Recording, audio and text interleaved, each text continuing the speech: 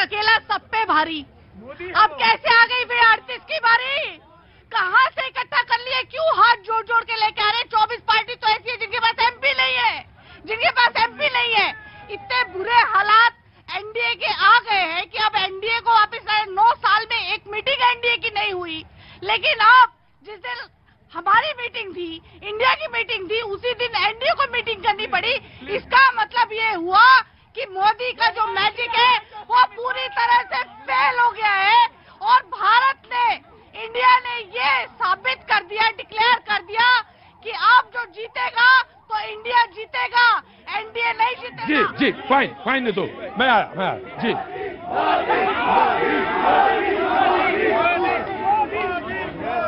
भाई देखो, ऐसे करोगे मैं भी अकेला ही हूँ।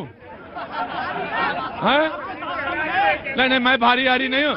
महज 78 किलो हूँ, भारी नहीं हूँ। मैं चुपचाप खड़े रहो जी।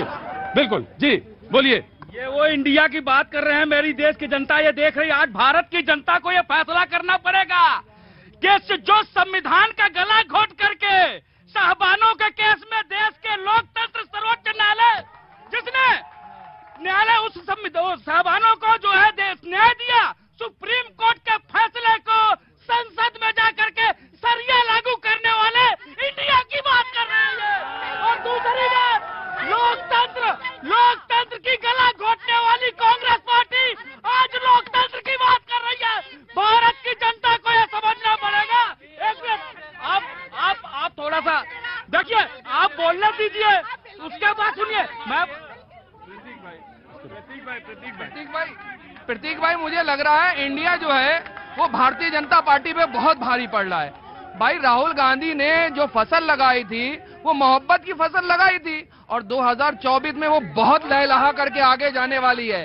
और उससे पहले अभी मध्य प्रदेश, छत्तीसगढ़, राजस्थान सेमीफाइनल बाकी है। मोहब्बत जीतेगी और 2024 में इंडिया जीत करके रहेगा। मैं एक बात, मोहब्बत जीते और जीते ही मोहब्बत, मैं ये चाहता हूं। लेकिन मैं एक बात कहना चाहता हूं, प्लीज डिबेट का डेकोरम बनाए रहिए, और जो जहां पे मौजूद है उसे 1-2 कदम आगे पीछे जरूर कर लीजिए। लेकिन जिसको सीखना हो वो शैलेंद्र जी से सीखेगी कि धैर्य के साथ काक चेष्टा बको ध्यानम। वहीं खड़े हैं उसी जगह, तपस्या कर रहे हैं, मैं आऊंगा उसी जगह। जी जनाबे आली, आगे आइए। बस मांदा जी। भारत माता की, भारत माता की। मैं प्रतीक जी, आज मैं मोदी जी को सलाम करना चाहता हूं कि शायद इन 9 वर्षों में मेरा समाज, जो 70 वर्षों में एक वक्त की रोटी की तरसता था, आज मेरा समाज 2 वक्त की रोटी भी खा रहा है और धन इकट्ठा कर रहा है। कैसे मैं बताता हूँ? ईंट पाथने वाला, लकड़ी से काम करने वाला, कपड़े बुनने वाला, कपड़े धोने वाला और भटियारा जो अनाज भूनता था, आज उसके लिए योजना लेकर आया है। आज मेरा समाज कहीं न कहीं 10% ऊपर आ गया है। 70 वर्षों में चला गया था खड्डे में, आज 10% ऊपर आ गया है। 35% लाभ मिलता है मेरे समाज को। पसमानदा समाज 24 में मोदी जी को तीसरी बार बनाएगा, और मैं दावे से कह देता हूँ मोदी जी को हराने वाले कोई नहीं है। इस देश के पसमानदा ने मन बना लिया है। वंदे मातरम, भारत माता की जय। इनसे पूछिए माइनॉरिटी का बजट क्यों काट लिया गया। इनसे पूछिए जो बच्चों को जो कबड्डी खेलो। सुनिए, एजुकेशन का बजट काटा गया। डिबेट करने आते हो या कबड्डी का खेल खेलने आते हो? इनसे पूछिए एजुकेशन का बजट क्यों काटा गया। इनसे पूछिए स्वास्थ्य का बजट क्यों काटा गया। इनसे पूछिए मौलाना आजाद स्कॉलरशिप क्यों काटी गई। इनसे पूछिए पढ़ो प्रदेश करके स्कॉलरशिप क्यों काटी गई। तमाम ऐसी, और पासमानदा समाज की बात करते हैं, बिल्किस बानो की याद नहीं आई, जकिया जाफरी की याद नहीं आई इनको। जी जवाब साहब, स्वास्थ्य का बजट काटा नहीं गया। देखिए, मैं बताता हूँ, जवाब भाई अच्छा विश्लेषण करते, थोड़ी सी चूक रह गई। बकायदा स्वास्थ्य से लेकर कृषि से लेकर सबका फाइनेंशियल बजट बढ़ाया गया है, न केवल फाइनेंशियली दृष्टिकोण से, चीज से भी। और दूसरी बात, इंडिया का इन्होंने जब प्रेस रिलीज किया था तो गौर से सुनिएगा, कई जगह इन्होंने मेंशन किया है I.N.D.I.A, अर्थात मैं प्रधानमंत्री बनूं तुम रुक जाओ, मैं प्रधानमंत्री बनूं तुम रुक जाओ, मैं प्रधानमंत्री बनूं तुम रुक जाओ। सब एक दूसरे को फुल स्टॉप लगा रहे हैं केवल सत्ता सुख के लिए। और मोदी जी ने बहुत खूब कहा, एनडीए के लिए नेशन फर्स्ट है, यूपीए और ये जो IN.DDA कर रहे हैं इनके लिए परिवारवाद फर्स्ट है, इनके लिए फैमिली फर्स्ट। स्वास्थ्य का बजट क्योंकि कल ही पढ़ रहा था, कुछ लेख पढ़ रहा था, तो 5.5 लाख करोड़ खर्च करते हैं। 5.5 लाख करोड़ बहुत ज्यादा नहीं है, ज्यादा होना चाहिए। स्वास्थ्य का बजट ज्यादा होना चाहिए। मैं इसका पैरोकार हूँ। कहाँ से आना हुआ? सर मैं बिहार से। बिहार में कहाँ से? वैशाली डिस्ट्रिक्ट, गौतम बुद्ध के धरती से आया हूँ। तो कुछ बोलोगे कि बस ध्यान में रहोगे? सर मैं एक ही बात बोलना चाहूंगा कि सर ये जो अभी के जो हमारा जो माहौल है, इसमें 3 चीज बहुत जरूरी है, रोटी, कपड़ा और मकान। ये पहले 3 चीज के बाद। तुम्हारी उम्र क्या है? 34 साल। और 34 साल तो इनकी पैदाइश हुई होगी लगभग 80 के आसपास, 80 के 89 में हुई। लेकिन हम तुमसे पहले के पैदा हैं। उस समय भी एक नारा आया था, रोटी, कपड़ा और मकान।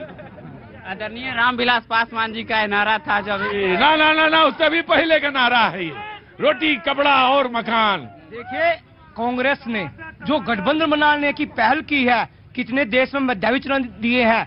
हरदनहल्ली देवगौड़ा किसने सरकार घेरी, और चंद्रशेखर की सरकार की किसने घेरी, और जो गेरी मतलब जो ये कहते हैं गिराई।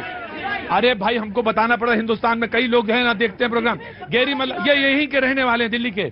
इतनी सरकारें गिराकर जनता ने मन बनाया, 140 करोड़ जनता ने। और जो एनडीए की बात करते हैं, 2014 में हरप्रीत बादल राज्य मंत्री, कृषि मंत्री बनाई थी, एनडीए घटक दल से बनाई थी।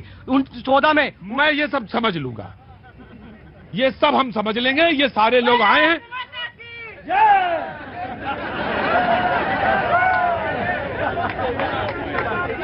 हम ये सब समझ लेंगे। मुझे सिर्फ एक बात पूछनी तुमसे, नाम क्या? याद भूल गया मैं। पंकज भारद्वाज। पंकज भारद्वाज, क्या बजे यहाँ आ जाते हो कनॉट प्लेस में? मैं सर सुबह आता हूँ, LIC में काम करता हूँ। हाँ। और जब फ्री हो जाता हूँ आपका शो देखता हूँ। हाँ। और यहाँ पे डिबेट करता हूँ। मुझे ये बताओ, घर में सब कुछ थोड़ा बहुत टाइम दे रहे हो कि नहीं दे पा रहे हो? देखिए, घर पे मम्मी पापा 38 परिवार है। 38 लोग हैं उसमें? हाँ। उसमें भी 38 हैं। इकट्ठे रहते हैं चार दीवारी के अंदर। बहुत अच्छी बात है, लेकिन मेरा ये कहना है कि थोड़ा ध्यान वहाँ ज्यादा लगाओ, और यहाँ दिमाग में लगाने के लिए बहुत सारे लोग मौजूद हैं। ये राजनीति का शौक है बचपन से। फादर ने ऑटो चला के पढ़ाया है और राजनीति में आगे बढ़ाया आप लोगों ने। आपने बिठाने का मजबूरी आपका। तो ये जो लोग हैं ना, इनसे होशियार रहो। नरगिस, अच्छा लग रहा? बहुत बढ़िया लग रहा। कुछ बोलने का मन हुआ? अच्छा तो लग रही है, लेकिन थोड़ा डर भी लग रही है अभी। डर लग रही है तो तुम डर लगने की कोई बात नहीं, अंदर आ जाओ, जल्दी आ जाओ अंदर। उनकी तरह कुछ नहीं करेंगे। सब ठीक है, आपको तो डर नहीं लग रहा? नरगिस की तरह खड़े हो। डर तो नहीं लग रहा? अरे डर किस बात की? देखो, इतना डर नहीं लग रहा है नरगिस। तो आप एक बात बोलिए। वक्त है, बोलिए, वक्त है छोटे से ब्रेक का। अब आगे आइए, कहिए, वक्त है छोटे से ब्रेक का।